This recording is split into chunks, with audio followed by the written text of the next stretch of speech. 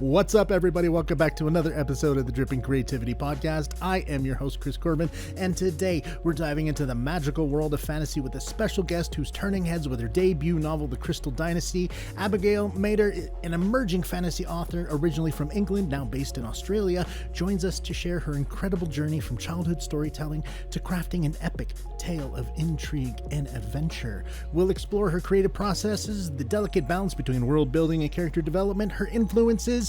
Plus, we get a sneak peek of her upcoming projects and what it's like to breathe life into a villain. Whether you're a writer, a fantasy fan, or simply curious about what it takes to craft multi-layered epic, this is the brimming episode for you. Before we get started, make sure to like, subscribe, share, do all that fun jazz. Now we're going to jump right into it. Abigail, why don't you tell us all a little bit about yourself? So I'm Abigail. I live in Australia, but originally from England, and ever since I was little, I have loved books, which led me to my journey as a writer. Yeah. Well, let's kind of explore that one a bit. So, like, when did you kind of decide writing was going to be your thing? So, I've always had it in the back of my mind that I'd like to write, and you always mess around writing stories as a kid, and they've never seen the light of day and probably lost, forgotten now. But it wasn't like I started writing this book years ago, but it was one of those things where it's, oh yeah, it'll happen. But it just, you write a little bit every now and then and it gets forgotten for years in the cupboard. Then you go, oh yeah, a book. And it wasn't until like the last couple of years that I went, no, you know what, I'm going to make this happen now. And I actually knuckled down and just sat and wrote, and it came together last year. And that led you up to releasing your debut novel, The Crystal Dynasty. How much of a struggle was it to get it done, or did it just kind of flow nice and easy for you? I am what they call a bit of a pantster. So it sort of thankfully flows. It's like it's all sitting there in your head and you just have to write it, but you don't always know, like it doesn't always make sense sometimes in your writing, and you're going, this doesn't quite add in, but it seems to be going, and then the next bit will come along and it'll sort of go, oh, it all clicks in. It's like, oh, it all fits together nicely now. That's why it's working, and it just somehow blends. It's fun. You had mentioned you enjoy works by authors by Kate Forsyth and Robert Jordan, correct? Yes. How have these and kind of other authors influenced your writing style and everything, especially going into your debut novel? Definitely the word building and character. Like, I love description, but there's that fine line between too much description that just goes on and just getting it. So I've had nice comments that some have said, it's like they can see it, the scenery, which is what you want. You want that nice line where they can picture it. And with the characters, you want people to like them and connect to them. Like my villain as well, they said they have a love-hate relationship, which is exactly what I wanted. Like, they want to hate it, but there's just that little thing about it that they have to like. And I was like, yes, that's what I was going for, and that's what I see when I read other books. It's like that connection and the world. You want to immerse yourself in it. Definitely, yeah. No, those are some of the best villains, are the ones where you're like, I want to hate you, but I love you. Don't go away ever. Exactly. That's what I aimed for. I was like, you're gonna hate her, but you have to like her at the same time. You know what? That's perfect. Those are the perfect ones. Let's actually kind of dive right into the book there. Why don't you kind of tell us all a little bit about it? So it is epic fantasy. This one's more like the prequel kind of thing. So you're getting that story and the characters and everything, and then the next three that follow on are like the actual quests, and they're going on and finding things. But the interesting one with this, it's sort of more written from the point of view of the villain. There's multiple point of views, but one of the main ones is the villain. So you actually get her story and why things are happening the way they are. And it's two queens. One's the villain, one's the protagonist, and you're watching their journeys as they both try and see who wins really in this one. And yeah, I won't give anything away, but yeah, it's sort of set in one setting at the moment, and yeah, you're just following the characters and seeing where they're at and why they're doing what they do, so the story can actually really begin in book 2. It's good plot build up, and especially if you can kind of in the first one, it's still interesting enough with all of the plot development and world building that you know it's going to be a good series. So I'm very excited to dive into the book. But sticking with the characters there, especially with high fantasy, did you have any reservations or challenges creating those? Because high fantasy is a difficult thing for a lot of people to get into there. How did you kind of approach creating the depth and relatability of the characters? Yes, it's a tricky one because there is multiple point of views. It's like getting into the minds of all the characters. So I had to flesh out them a little bit, which and bring them to life and really try and nail down each one's own little personality and why they are who they are. And then it's finding those characters. So like my villain Eleanor, it's working around finding people who are like her and creating those people to surround her so you can see their world. But then my protagonist Cecilia, again, she has the rough end of the patch in the book, so it's that everything just goes wrong for her in the book, so it's that trying to really get that across, and then again putting her with characters in the world who are going to hinder her as well, and some that will help hopefully, but it just never seems to go her way. So it's really it's getting into the mindset of the characters, I think, trying to really get in their head but expressing it on paper. It's an interesting, challenging one, but it's fun. Definitely. Sticking with the characters there, just because it is a question I like to ask a lot, is when you're developing a character, especially like the secondaries and tertiaries and all that, are they kind of ones where you're like, I need this type of character here, or do they just kind of wander into the story? When I started writing it, they sort of just wandered a bit, and you were kind of, where are you fitting? But then as I was writing more, there's a few in there, and it's like, yes, I can see why you're needed now. And because even though the villain is the villain, even she has her people who you won't like either, because they're even worse than her in a way. And it's like, it's that arc of she needs someone to challenge her as well, to keep her on her toes. She's not going to just get everything instantly, and it's that fun.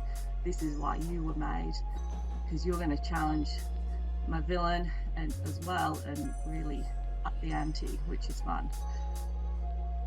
No, it's perfect. You gotta let them wander in and go, you know what, you're gonna fit here, it'll be good, just go sit down, wait your turn. Yeah. When it comes to like betrayal and the family and the balance of between good and evil there, it's very central to this story. What kind of inspired the themes and how you decided this was the way you wanted to go? Well, when I started writing, in my little mind, it started off as just a cutesy little epic fantasy. So I was like, yeah, this is going to be cute because there's, the mum and the kids and the grandpa, and it's going to be a lovely little story. They're going to get older, go on quests. And then I really started writing the villain, and she sort of took over. And I was like, no, this is where the story needs to really take shape, and it got a little bit darker than I intended, but it works, yeah. But it's still got the wholesome, and it's nice and it's funny as well, and the characters are quite funny with each other, and the twins there's young children in it which are quite cute, but their story takes place a bit more, so you just see little snippets now, so you get that feel for them and start to recognise them and like them before you really meet them, so it's fun. With the world development there, is there the designs and the aspects and all that, are you pulling specifically from like other high fantasy stuff, or are you pulling from anything around you? Like where's your scenery coming from?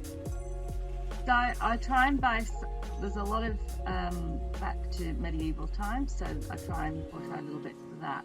But then I also, living in Australia as well, it's such beautiful landscapes and things, so I'm sort of trying to pulled from that environment to see as well, just the nature side of it. But when you're reading the characters and the outfits and stuff, it's quite a medieval approach that I'm trying to pull from. Perfect. Let's kind of dive into your writing process there.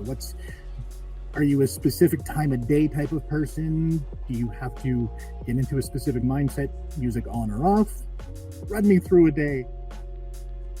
Yeah, so for me, I do really prefer the quiet, because if there's too much background noise, my brain just can't think properly. But time of day, for me, it's because I work as well. It's sometimes a case of when you can fit it in your day. But once I sit down and I'm in that mindset, right, this is my writing time today, I'll just sit and I'll zone out and especially if there's that idea that you're working on a specific scene or something, the words will just flow and you just go. I do find though sometimes, as many writers probably say, they feel like they've wrote a lot and then they'll look back and they're like, oh, maybe not as many words as I thought. But no. But the story in the head is huge. Yeah, it's just there. It just sort of all sits there, and you just need a little thing in your head that you can speak, and you just think it and it all spits it out for you, really. That's what we need. It would make life so much easier. So much easier. It would. So then as an indie publisher there, did you come across any challenges you weren't really expecting when you went to publish? And what type of advice would you give to somebody looking to do it for their first time? I would say find your groups, find writer friends who've done it before you, because it's a big learning curve and it's a massive world around there, and it's not so simple. There's a lot of ins and outs with different rules with Amazon and different publishers if you're wide or if you're just, and so the best thing for me was one, getting an editor, because she knew a lot as well, and not only made the manuscript great, but she was able to format the book, because that's another big thing. It's formatting, making sure it's aligned, because the biggest obstacles I found was when I was uploading and it kept saying, wrong, it doesn't fit, and then you've got to go back in and resize and do all that, and it's definitely read around how to do things and find people who've done it before who can actually talk you through it, because it's a big process and you don't realize until you sit down and do it just how hard it is. Once it's out, it's great, but it's just that niggly bit getting it done. Well, yeah, I know with mine that I just published there, it's the formatting of it was something that I did know how to do, because I used to do that stuff way back in the day. But then you've got the different cover sizes and all of these things, and the system is very specific on what it will allow and whatnot, and it's just and maps as well. Maps is tricky, because getting that because I got it to fit. It looked fine on screen, and then when I got it, it had cut it in the middle, so then I had to resize again. So luckily I printed some copies. Always print copies first to check, because my map was cut off in the middle. It's like, that's half a map missing, that's not good. But the second round I managed to get it perfect, so when you open the book you can actually see it. And especially with maps and the graphics alone, I had to redo my entire ebook, because my printed book, I had beautiful fonts and pictures, and it is gorgeous. It's my favorite one. But then to go to ebook, it's all like, no, it looks like absolute trash now, and it's ruined. Everything's like, no. So I had to redo the ebook probably about 10-15 times just to get it. Oh, that would be hard. So let's kind of talk about the community there, because you've built a very strong community, and through all the various platforms and all of that. How important do you find the reader engagement when it comes to keeping you going and wanting to continue on the book series? Very important, especially when you're just starting out and you're not sure. Like, you obviously think your book's amazing because you've written it, but it's that now getting into the field of other people reading it. And actually, I got some art readers to read, and hearing them say, like, you know, they love it, and then their feedback of the characters, and it's like, yes, it's a good book. Like my editor has said it's great, but still you need the readers to say, yeah, you've got something, and yeah, it makes me, because they love the character, so it makes me more excited for the next one now as well, because it's like, yeah, they want to know what's happening, and they might not like what happens, but they're excited to read the next one. It's kind of fun to play off of the reader's expectations. I think that's a very important thing to do, because you don't want to always give them what they want. No, I've asked pointed questions sometimes, you know, like, who's your favourite and stuff, because I'm interested, and then I'm sort of in the back of my mind thinking, oh, okay, because I know things they don't. They're gonna die. But it's like, oh, okay, but yeah, it's you'll like it, but you won't. It's fine. Yeah. Let's kind of talk about the future books. So we got that series is going to be completed in 4 more books, you said, or 3 more books?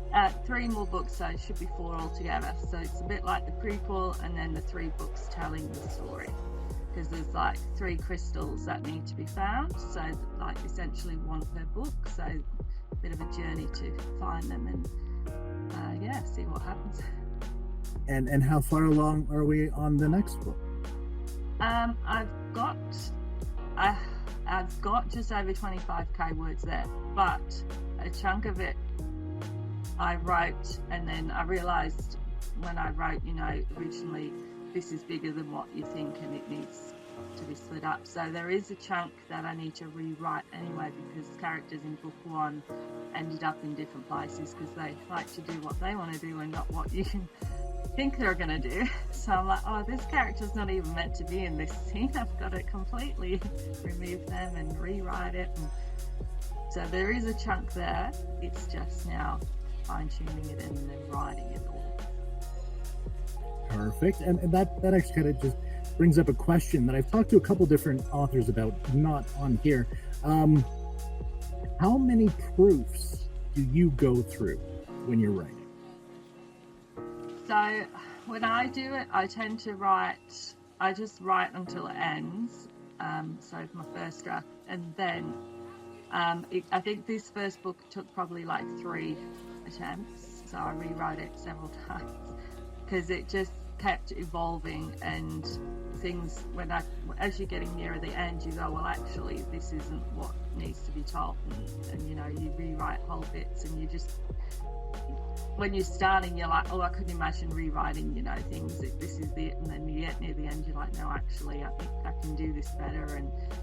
But I think going forward, it'll be less, because the story's already there now, and it'll be that. But for the original first book, it was like 3 attempts to actually get the story I wanted before it went to, you know, an editor and things to be like, this is it. Got to get the train rolling before it gets easier. So, yeah. Well, and then when it came to the world building side of it, how much of it have you kind of mapped out, like everything that's happening in the world, or are you trying to keep it all just what is immediate? So I kind of have more of a what is immediate. So I've got the map, and I've got certain places that are just there. So I've got like the snowy mountains and the mines and things, like there's little key bits that you know are gonna be there. And I kind of know, because certain characters are from certain places, so I know, you know, this town's this kind of way, this town's that.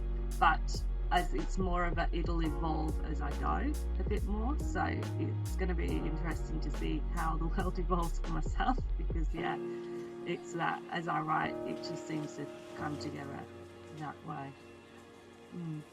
Excellent. So then, before we get into the rapid fire here, we got 2 more questions. The first one is advice for aspiring writers. What type of tips would you give to somebody that's writing in the fantasy genre? My tip is always just to write, and get lost in your writing yourself. Don't, like, it's fine to take listen to advice, but take it literally as that pinch of salt, because it's your world, you're creating it, and you can get bogged down into, oh well, these people want this and this person says you have to write this way, and they don't know what's in your head. Like, that's not best advice. Just write for yourself first and then figure it out later, if it's because your editor and whatnot would tell you what you need to know. But if you write for everyone else, you're not going to love your story by the end, because it's not you anymore. I could not agree more. That's just the two biggest things. Number one, just do it. It doesn't matter if the first draft is good or not. You have to get to the end. Don't. Yeah. I know a lot of writers who will like get to a point and then scrap it all and do it again because they wanted to change. It's like, no, just go. Just get it all out there first. Second draft, you can clean it up. And then as for, you know, what people want and advice from other ones, that's a very good way to look at it. I'm definitely, I know personally, when I'm reading something for someone, I'm very much my suggestions are these.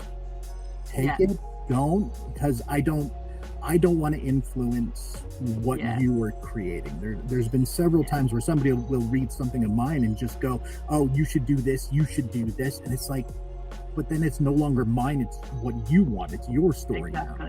And you can't please everyone as well. Yeah. Oh, exactly. Yeah, no. Beautiful advice, love it. Put that one on a shirt. It's a very long shirt, but it'll work. And then the final questions before rapid fire. Looking back on your journey from avid reader to a writer there, what type of things do you want to kind of be known for in the fantasy genre? I'd like to be known for my characters. Like, I'd like people to, you know, be able to actually relate and connect to them and be like, yeah, I can see myself in that world and the characters, and hopefully inspire people to, you know, just pick up the pen themselves and give it a go. Because I see so many readers being like, oh, I want to write, but I don't think I can. And it's like, everyone says that, and then you just have to start to do anything.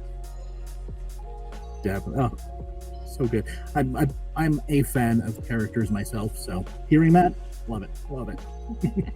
All right, take a second, have a drink. We're gonna get into rapid fire here. Excellent. It's never actually rapid fire, so feel free to rant all you want. It's fun. Where are we gonna start? We're gonna start right here. All right, coffee or tea? Tea. I'm English. We were doing so good. We were. Morning person or night owl? Morning. I say morning, but also if I'm tired, I can't get out of bed, but I like to go to bed early. I'm more of a morning person. Get things done. Okay, and plotter or pantser? We already talked about that one. You're a pantser. Yeah, you're a pantser. Good there. Moving on. This is an asshole question, but favorite book of all time? Oh gosh. No, I'm gonna say I know. I'm gonna pick probably one of the children's books that I've read, and I'm going to go Miss Frisbee and the Rats of Nim, purely because it was that book that was my dad's favourite as well, and it's that introduction to, you know, making that bonds with books, so I'm going to say that one. That's a great, man, that was such a good book. I loved that book. Most inspiring place you visited?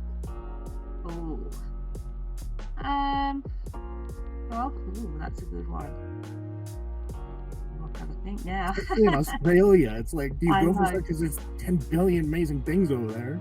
Oh, there is, to be honest. Actually, although there's so much down here, I have to say where I live, Esperance, because it's got the most beautiful oceans down here. It's that spot where you can just sit down on a beach and just get lost and let your imagination go, because the waves are just beautiful. I don't have oceans here. I'm landlocked. Oh no. I find it like growing up by the sea, it's funny like that, I forget that, you know, people actually live inland and haven't seen the water unless they go to it. Yeah. I'm very fortunate. I flew over it once. That's pretty much the closest I got. But I do have the Rocky Mountains, which are gorgeous and beautiful. So yes. It's a good trade-off. Yeah. One book you wish you had written. Ooh. That I wish I'd written. Probably, actually, again, another children's one, just because I loved it, but the Enid Blyden's books, the Magic Faraway Tree one, because it was just one of those books where every time they went up the clouds, it was a whole other new world that they were exploring, and I loved it as a kid, just getting a new world to explore every day. So that's one I think I'd love to have written. When you're reading, this is not part of the rapid fire, but it's just hitting me here. Do you completely visualize everything, or are you just reading the words? Oh no, I visualize what I'm seeing, which is fun. Yeah. Which is it blows my mind that some people don't. I know. I found that, and then I was like, "Am I the weird one because I can see it?" I was just like, well, what do you see? Well, nothing. I see the word. It doesn't make sense. No, that's why I love the word building, because the more that you explained it, the more you can see it. It's wonderful. Yes, definitely. Do you find that with over explaining books, with the books that really kind of go into way too much detail, it actually takes you out of it because your imagination isn't filling in things for yourself? I've completely pictured something completely different to what they've said now, because there's too much going on in my brain, and I'm like, it's just put it into the most simplest terms it can, and it's probably not what the writer envisioned, but that's all my brain can process. Yeah, definitely. And I think there is something to be said about there is such thing as too much description. There really is. There's definitely a way to give you everything you need and let your mind fill in a lot of the details. Yeah. Just because it's better for you to make the world your own is what I like to think of it. It's like I'll give you enough that you know what's happening. I'll show you the important things, but I want you to build the world in your head. I think that's way better. That's one of the reasons why I personally. Yes, I even kind of going through this and prepping for this one is like, I'm going to be reading this book. I'm going to be checking it out for sure. All right, where did I leave off? Right, if you could live in one fantasy world, where are you staying? Oh, yes. I would have to say probably Robert Jordan's Wheel of Time world. That's a series that I've really enjoyed, and I've read it quite a few times, and especially with the TV series out now as well, it's like seeing the world. I'm just like, I'd like to be in that world, but obviously in a safe space. That is always the problem. It's all like, I want to go there, but I kind of want to live. Yeah. Which character from your book would you most like to have dinner with? Ooh. I would quite like to have dinner with Eleanor, but the villain. But you've just got to keep her on her right side, or it could be a very bad dinner. I mean, I know plenty of people like that. Yeah. Myself kind of too. So you know what? I get it. Would you rather have a magic wand or a crystal ball? Magic wand. Yeah. So for the creative process here, these ones are kind of focused on there. Do you like quick writing sprints, or do you just kind of like to just go at your own slow pace? I tend to go at my own pace. I've attempted writing sprints before, but then when it's like that time up kind of thing, and I'm sort of like, but I need to keep going anyway, so I just sort of write when I need to write. Definitely, I'm very much the same way. I don't like time limits, man. It's too much pressure. You have to do this in this time. It's like, no. If you could describe your writing style in 3 words. Let's see. My writing style. So, quite. I'd say descriptive, creative, fun. Those are fantastic choices.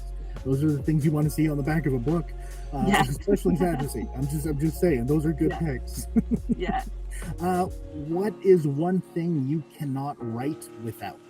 And you can't say like pen or keyboard. Just what object do you need to kind of have with you? Food, drink, whatever. I tend to be food, tends to have snacks sitting there. Keeps me going. What are we snacking on? Chips, lollies, nothing healthy. They're just that little bit of sugar to keep you going. Definitely. Hell yeah. Let's see here. Last book you read and loved? The last one I just finished was actually To Pick a Violet. My mind's gone blank on the author now, but it's on my phone. But no, it's another fantasy one, an indie author, but and I can't, my mind's just gone with her name. And then an inside deviation question. Definitely. Do you kind of find yourself sticking when you're reading with fantasy, or do you branch out and jump around? I tend to stick. I do try and dabble in other ones, but I find myself coming back to that one. Like I can read another book in another genre, but it'd be like a one-off and then go back because my mind just prefers the fantasy. But I have read other books in other ones, and I've done a couple of arc reads as well in the past with other books. But my love, it always goes back to fantasy because I just like big series and never-ending stories that just go on and on. Yeah. And the worlds. That's one of the things that I find interesting, because I know a couple writers that write in one genre but don't really like to read that genre. Yeah. It makes sense. I mean, I get it. It's just let's see here. Where did I leave off there? A hobby you enjoy besides writing. What are you doing with your time? I'm someone who tends to jump from thing to thing, a bit of ADHD. So I'll get hooked into something for a while, and then it will filter off, and I'll find something else that I'm into. But at the moment, it's actually I keep trying to do painting. And I've bought all the art supplies for water painting, so we're going to see how that goes and how long it lasts before I go on to something else. Do it up, man. As a massive ADHDer that jumps around between absolutely everything, I get it and I love it, and it's amazing. It's so much fun. Yeah, and you get to try out so much things that you would never normally try. So, yeah, all of it. Exactly. Favorite mythical creature? Ooh, it has to be. I quite like unicorns. That's a solid answer. That's a solid answer. I quite like unicorns. Always loved them. Do you have any in your story? I don't. I know but there's more books to come. You never know what's hidden in those mountains when we get there. Evil, just a whole bunch of miniature unicorns, and they're all evil. Plot twist. Yeah, I'm down for it. Favorite movie or TV show?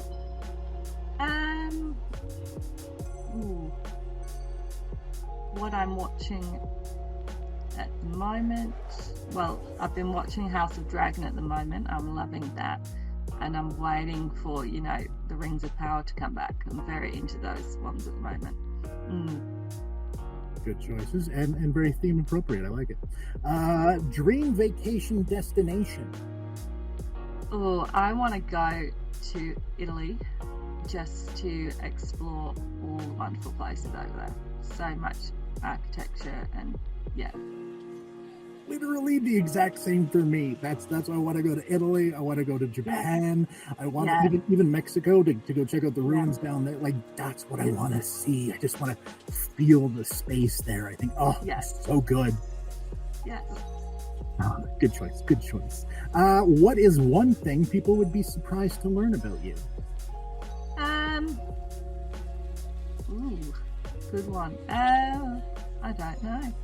I probably get like my family in particular always say that I'm really smart, and it's like I'm actually not. It's more that ADHD thing where you just happen to know a little bit of everything, but if you were actually asked to fully explain something, you actually can't remember. Like, I'll read things and I'll pull bits and then I'll forget the rest 30 seconds later.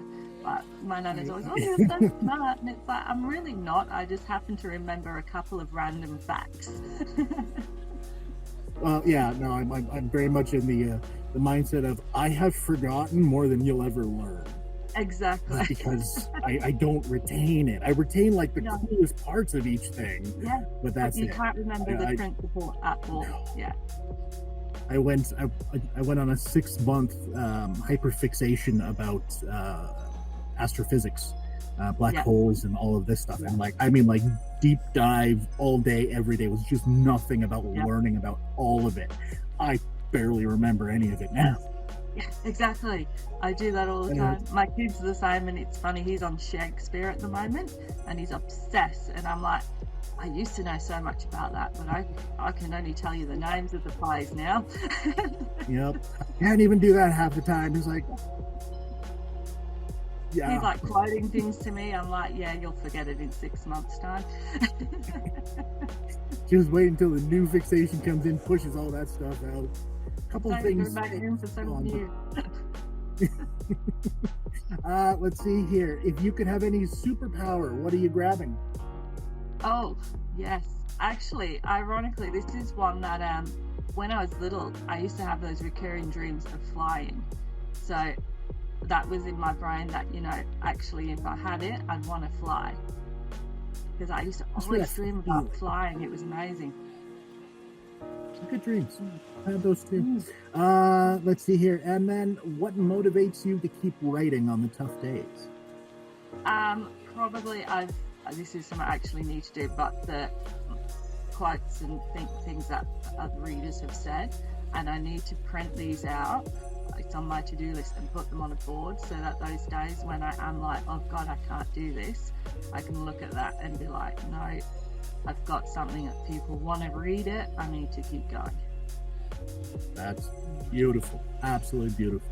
And the final, most important question of the evening, where can everyone find you?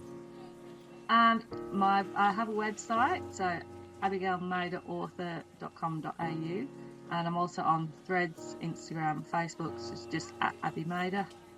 I think it's Abby Mader Author. I'm pretty sure it's just at Abby Mader. For the tag. And they will all be down in the description below. And then the final, last important thing I need you to do is just say goodbye to everyone.